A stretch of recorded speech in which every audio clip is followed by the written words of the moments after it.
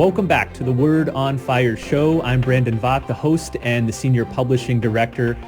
We just learned that the great Pope Emeritus Benedict XVI has passed away. The 265th pontiff of the Catholic Church lived for almost a century. And so today on this special bonus episode, I'm joined with Bishop Barron to discuss his life, his enduring impact, and his key ideas and contributions. Bishop, it's kind of a somber day, but also a joyous one in a way, isn't it?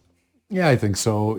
Obviously it's a sad day. He was a great man and one of the most consequential players in the church, really, of the last 100 years, I would say.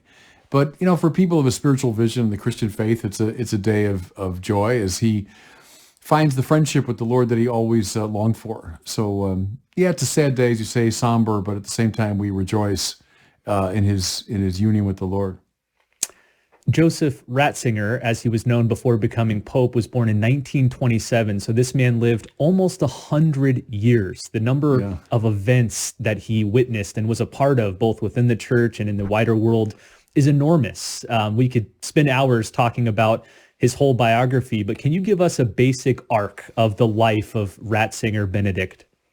I'll see if I can. There's so much to say, but just maybe a few highlights. As you say, born in 1927, he's from the southern part of Germany, from Bavaria, which is a deeply Catholic culture, and he was formed very much by that. His father was a fierce anti-Nazi, and young Joseph comes of age during those Hitler years, and he's a teenager at the end of the war, and for a brief time is in the Hitler Youth, but just the way that any young man was drawn into that.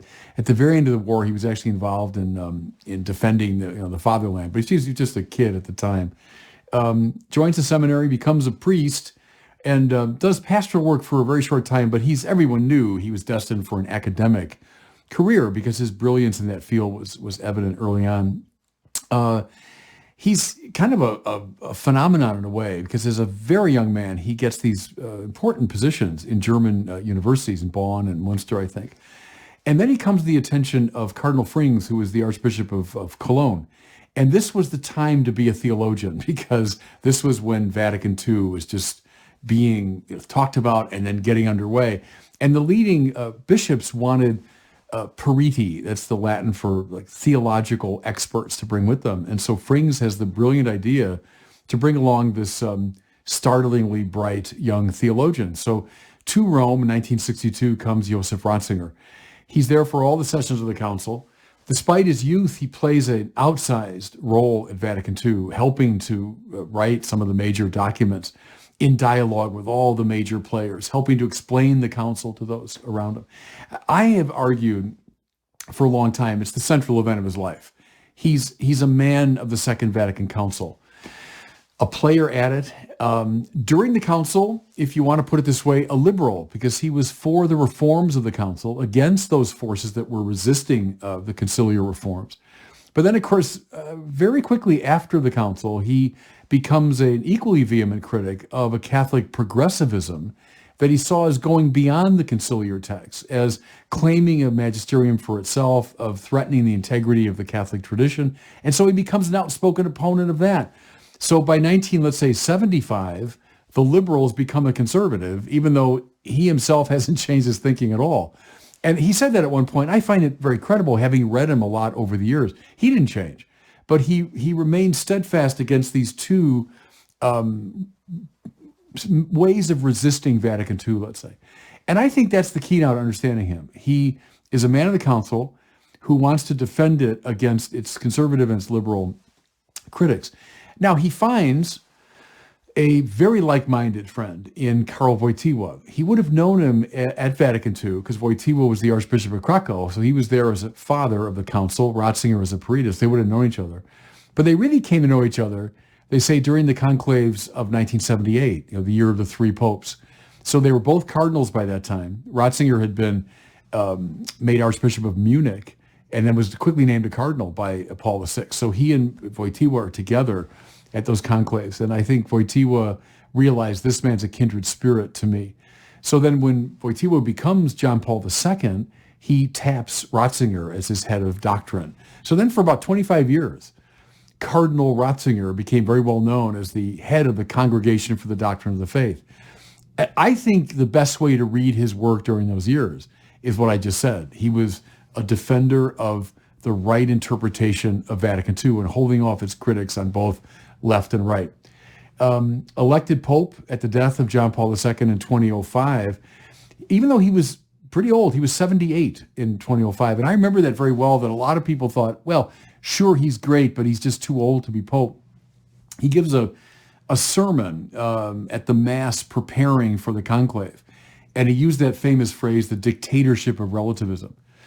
We'll come back to that. That's one of the key themes of his life and thought, I think. But the cardinals, I think, realized pretty quickly, look, I know he's 78, but this is the man that can carry on the legacy of John Paul II. So he's elected Pope in 2005, takes the name Benedict XVI, and then reigns for 8 years. So not a short papacy. It was kind of a standard length papacy. And then, of course, famously, 2013, he resigns the papacy, the first one to do it in, what was it, Brandon, 700 years or something. I remember those days very well. I was doing commentary for NBC News at the time, and there was so much interest in the fact of his resignation and the election of his successor.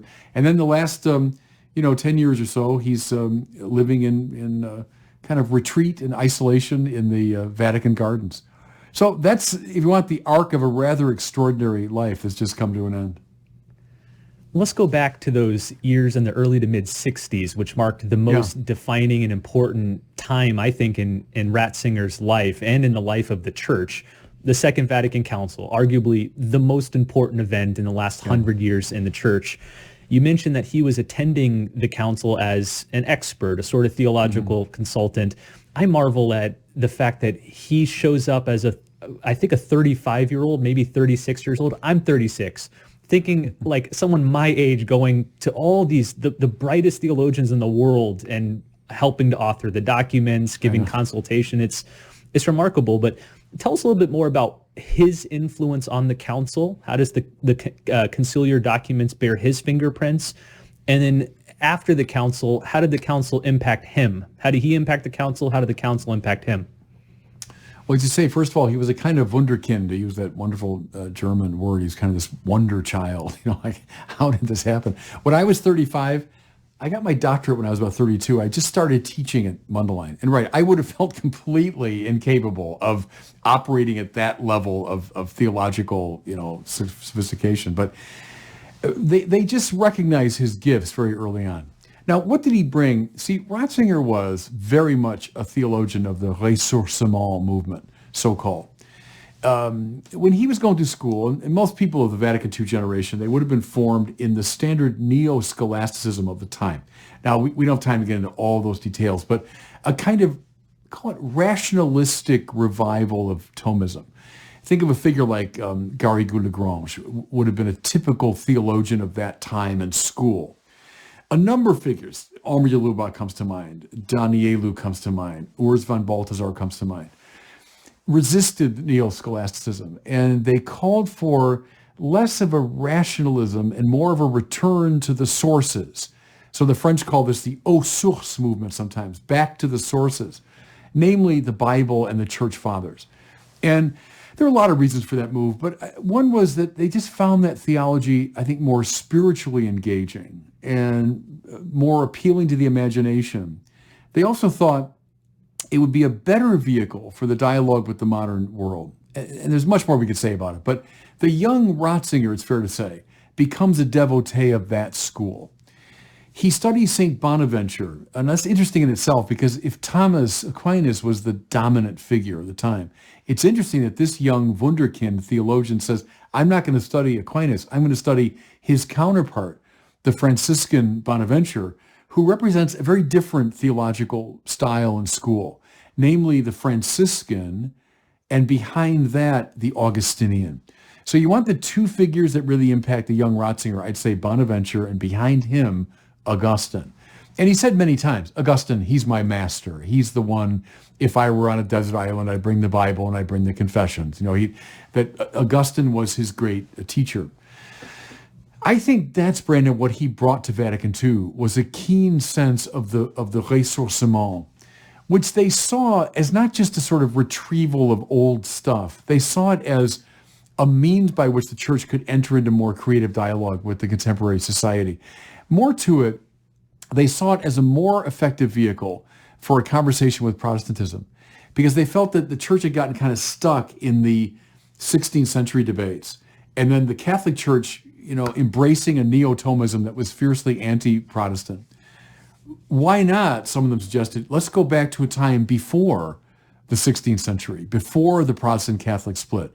And can we find some common ground in the Bible and the Fathers? So that, I think, was another inspiration for the Ressourcement move.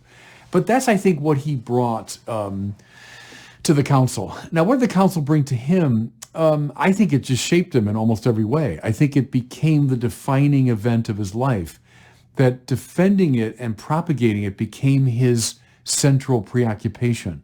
The church in dialogue with the modern world. Now, he saw Catholic progressivism as overstating that to some degree, doing it awkwardly, caving in too much to the world. So he's not naive about that.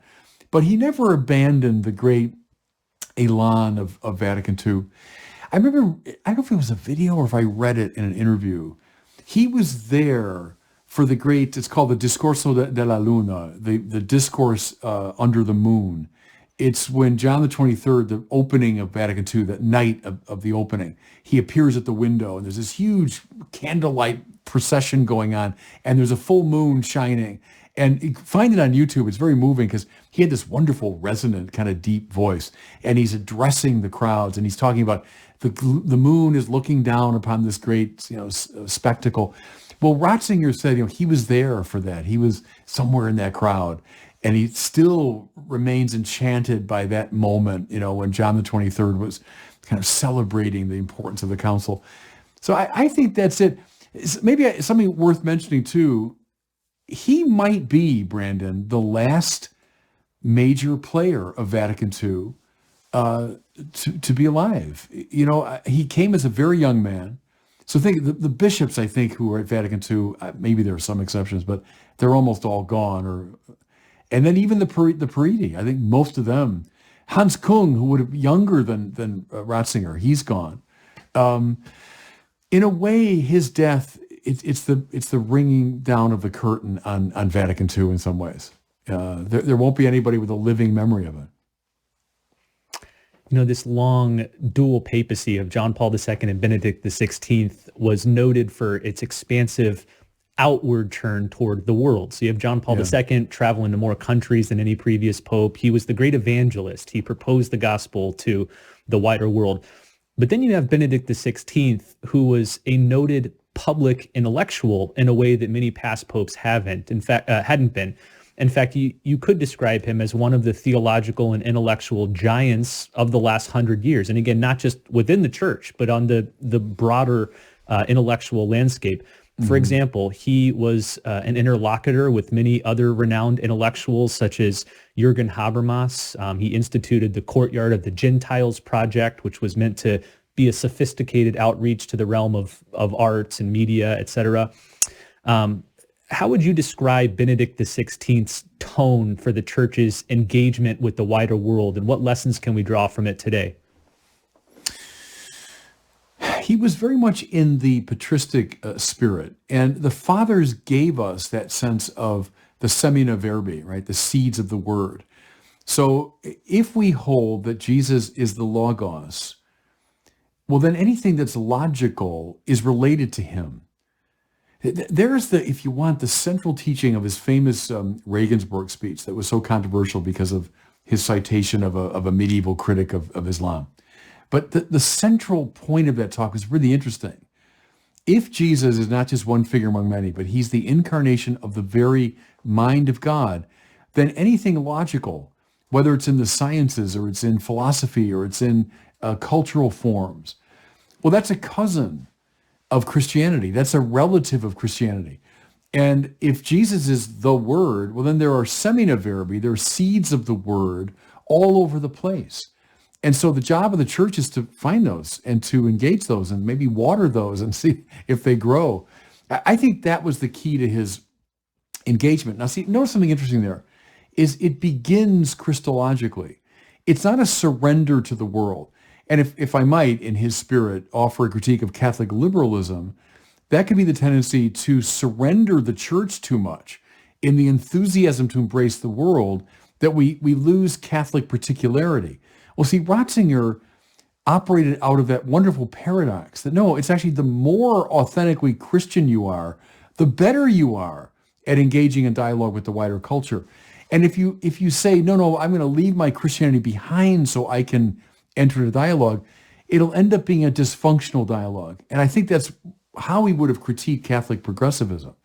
I think that's the contribution, Brandon, that he made. And that's an important one. It's patristic, it's very ancient, but it's very important for our time too. I want to dig a little bit deeper into that particular idea and some of his other ideas. But before we do, I wanted to ask you about any personal memories or encounters you had with him. I know you met him maybe once, twice, and you've heard him many times speak. What are your personal memories of Benedict XVI?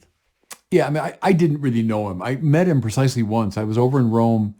It was right after he was elected Pope. It was 2006 maybe. And we were having an event in Chicago called 24 Hours of Grace, where we were offering confession for 24 hours. So I was in Rome for something else. I forget what it was. And I had procured these purple stoles that the priests were going to wear during this. And somehow I got in the prima fila, they call it, the first row at the audience. And the Pope came by, and it's noisy, and I shouted something like, "Hi, I'm Father Barron from Chicago, and could you bless these stoles?" And so then he solemnly blessed them, and we have a photo of that. But that's the one time I met Josef Ratzinger. But I did see him a lot when I was in Rome in 2007. So I was there as a scholar in residence at the North American College. And on Wednesdays, you know, the Pope typically has an audience. During the bad weather, it's inside. In nicer weather, it's out on the square. So I was there during nicer months. And I made a point of going to practically all of those audience talks. The ones I heard were on the great theologians. They were on some of the fathers, then the medieval doctors. And so here's this figure who himself was like a church father, talking about these figures. And, you know, his command of languages, his erudition, his articulate manner of thinking, all that was on display. But what really struck me was his love for the Lord. I mean, he was someone who was in a deep friendship with Christ. And you saw it in his manner of being and his gesture and his tone of voice. Those are enduring memories for me. To be present, it was sort of like being there when John Chrysostom was giving a sermon, or when Augustine or Ambrose was speaking. That's how it felt to me. And I still remember those with great fondness and great spiritual, profit. Well, I'd like to spend the rest of our discussion here exploring some of Benedict's key ideas and contributions. Now, just as it's impossible to summarize his whole life in just a couple minutes, it's impossible to sum up his intellectual contributions. He's written 65 plus books, 3 encyclicals, countless speeches, letters, homilies. So this is necessarily a very truncated summary.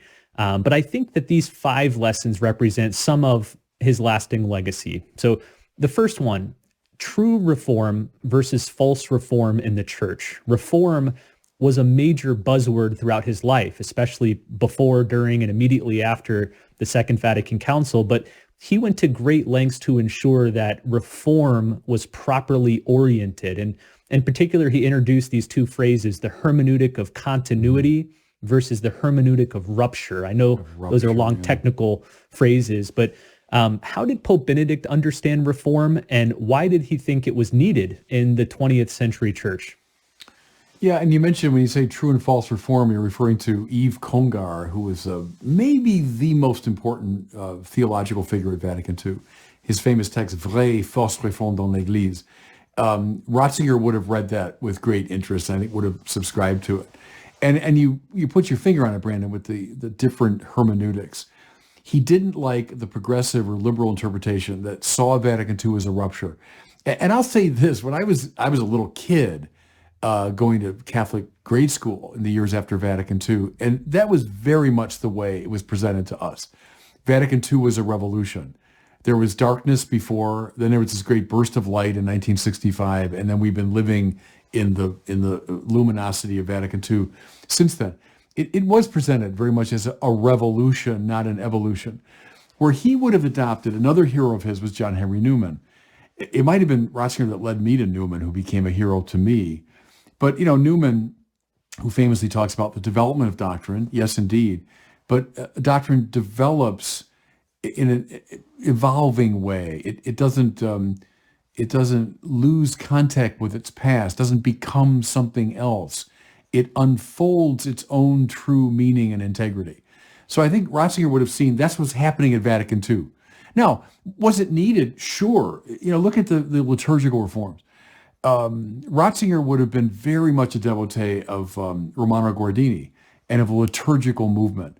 These are the people going back now to the 10s and 20s and 30s in Germany and Europe and then our country, who are saying, look, the liturgy has become so ossified that most Catholics have no connection to it. They don't know what's going on.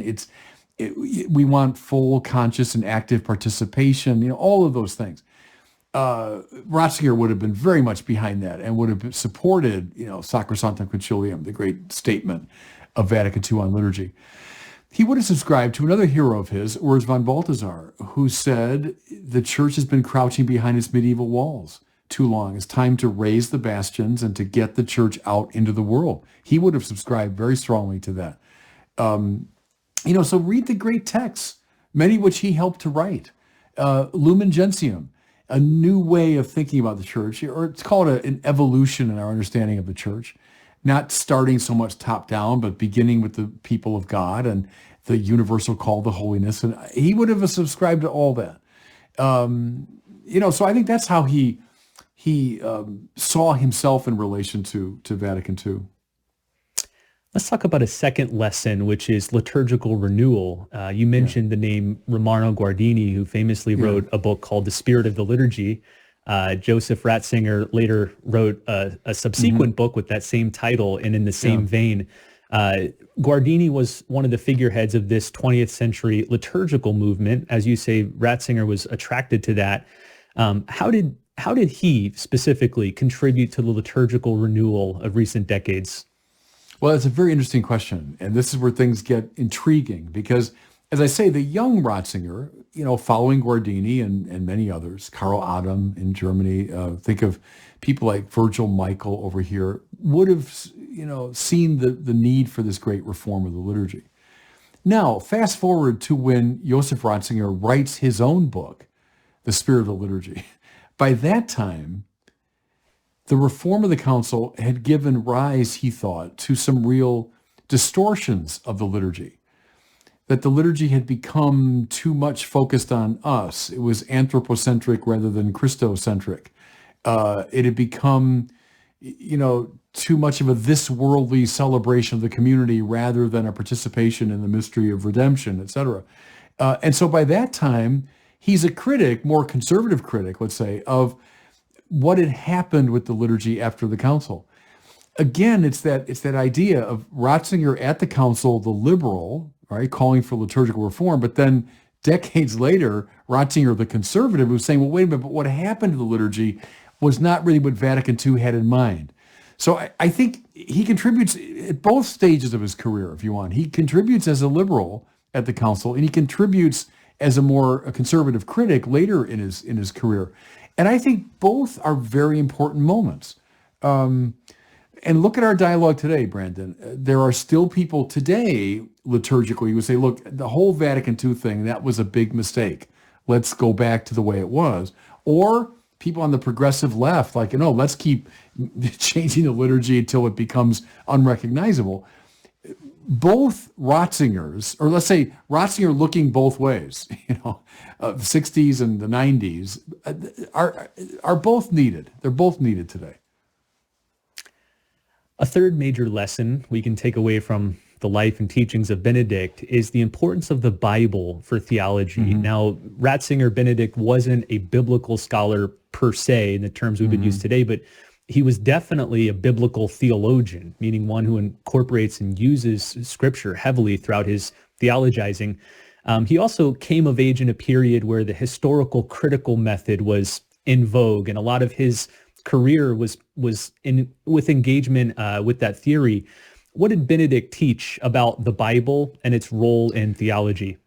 It's a very interesting thing, and again, the length of his life and his career contribute to the complexity of the thing. I mentioned he's a ressourcement theologian. One of the problems that a lot of the people that taught him had with neo-scholasticism was its lack of biblical reference. They thought it was too much of a deductively rationalistic philosophical approach to religion. And so the recovery of the Bible becomes key for them. Now, who had that in their bones but the church fathers? So you can't read Augustine. Augustine, a philosophically brilliant figure, obviously, but he's a biblical theologian. Read someone like Origen, he's animated at every turn by the Bible. The great preachers like Ambrose and Chrysostom, and then Jerome, who's the great biblical figure. The fathers were immersed in the Bible. So that's an opening move that Ratzinger makes, to say that we need a ressourcement that brings us back to the Bible. Then to your second point, fast forward from the Council, the 60s, to 1988. And it's a text that I think is one of the most important that Ratzinger wrote. And it was at a conference sponsored by Richard John Neuhaus in New York. At the time, Neuhaus was still a Lutheran. He was about to become a Roman Catholic. But it was a conference on the Bible. And some of the leading figures, Raymond E. Brown himself was there. So some of the leading figures in Catholic biblical scholarship, most of whom operated out of the historical critical method.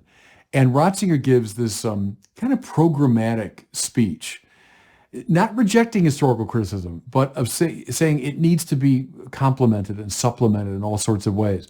And what he was suggesting was a more patristic way of doing it. That speech had a huge impact on a lot of us. I'll include myself there. 88, where was I? I was 2 years ordained to the priesthood at that point. I would have been formed almost entirely in an historical critical approach to the Bible. I don't know when I first read Ratzinger's speech. It wasn't in 1988, but it led me, I'll confess, to say, yeah, we need to think about this thing differently. Most of the work I've done with the Bible has been very much animated by this Ratzingerian ressourcement move. Well, fourth major lesson from the life and teaching of Benedict XVI was his synthesis of faith and reason. Especially in light of an unbelieving world, he felt it was important, following the moves of John Paul II, to emphasize not just the compatibility, but the mutually enhancing nature of both faith and reason. You mentioned earlier his famous Regensburg address, maybe the climax of this point. Again, controversial because of some offhand remarks about Islam, but it was fundamentally about the need to see reason as a common ground from which to address differences of opinions, whether ethical, theological, moral. What was he arguing there in the Regensburg address, and why is that still important today? Yeah, it's super important. And I made the point earlier about Christ the Logos, and therefore all of logic is related to him. But there's another point he made there that's interesting.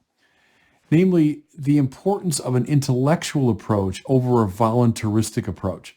So voluntarism, from voluntas in Latin, meaning will. When you have a will-centered approach, the focus comes to be upon power. Voluntarism often begins as a theological movement. We're so impressed by God's transcendence and God's sovereignty. God can do whatever God wants. And so the voluntas Dei, the will of God, becomes the most important. Well, that will translate itself very often into a sort of voluntarism at the human level, where politically speaking, culturally speaking, speaking both individually and collectively, it's the will that matters. Well, see, what Ratzinger saw, and he's dead right about this, I've always been a sharp critic of voluntarism because it leads almost ineluctably to violence, is we don't find a common ground that we can talk and think about. We have two opposing wills. We have my will and your will, and there's no way to really adjudicate the dispute. I think there's a straight line from voluntarism to someone like Nietzsche and to Foucault in our time, that those are voluntaristic instincts. Ratzinger said, a logos-centered religion is one that leads toward dialogue rather than toward violence. Dialogue, there's logos again, right? If Christ is the logos then anything logical is related to him. Well, that means I can find common ground with another philosophy, with another science, with another cultural perspective, if we can find what's logical in our two perspectives. That's what he was arguing in the Regensburg Address, and it remains of crucial significance, I think, in our conversation today.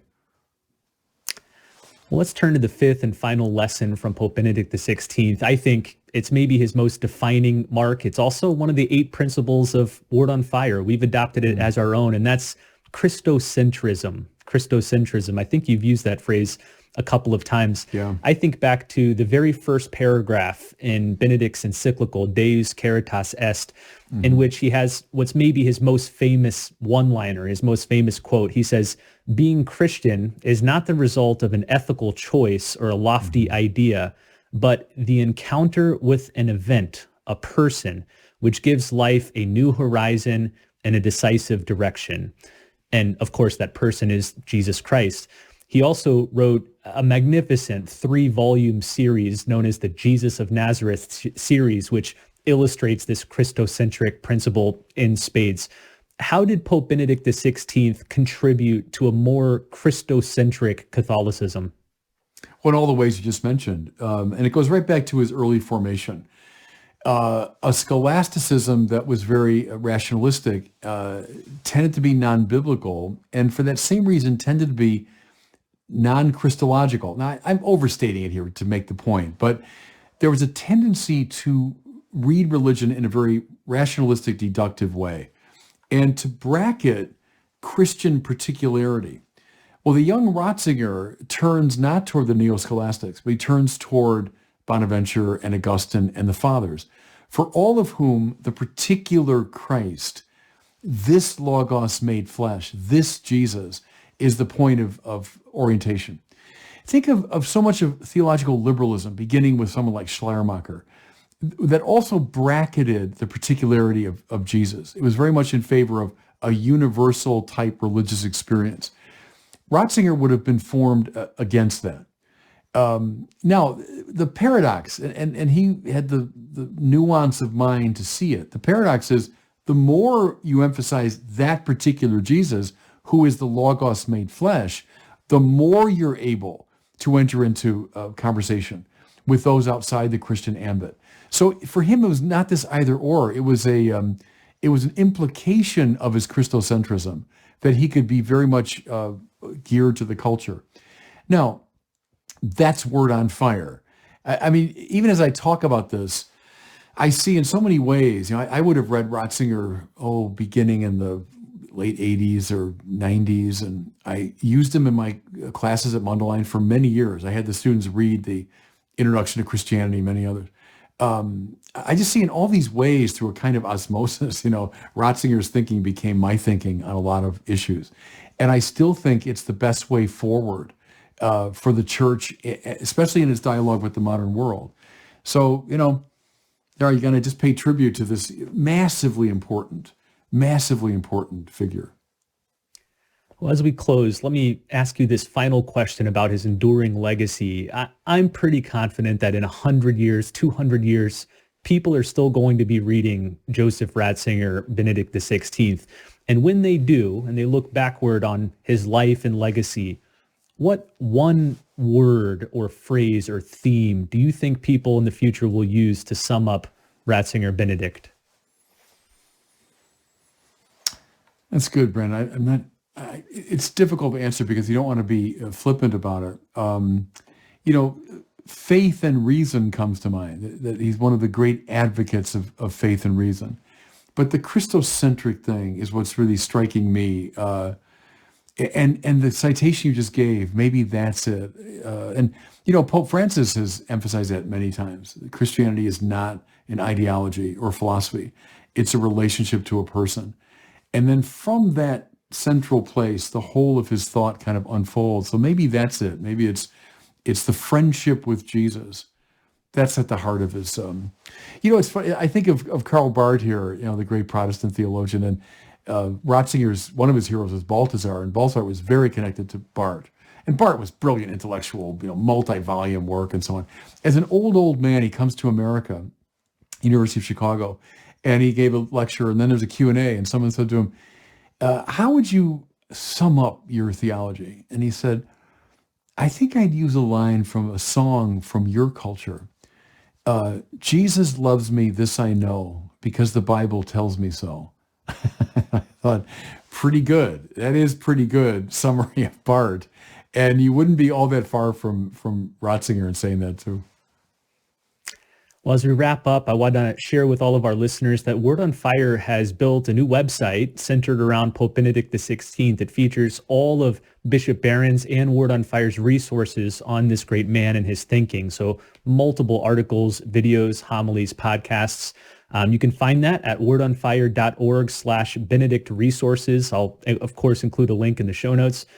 Also, last year, we produced a magnificent book. I'm going to hold it up here so you can see it on the screen. It's called The Pope Benedict XVI Reader, and it's an anthology of Benedict's writing, speeches, teachings, biography that was specifically created for those who haven't read anything of Pope Benedict and want to find an easy way in. Tracy Rowland, the renowned Benedict XVI scholar, says, this is the Ratzinger equivalent of a highlights disc. Within these pages, readers can find his best arias, his most famous overtures, his hauntingly pure, slow movement adagios. These excerpts are an opportunity to access the mind and the heart of the master theologian of our age. Every Catholic home should have a copy of this book. Tracy's words, not mine, but I agree with her. So check it out. You can find it at wordonfire.org/Benedict. And again, I'll include a link to that in the show notes as well.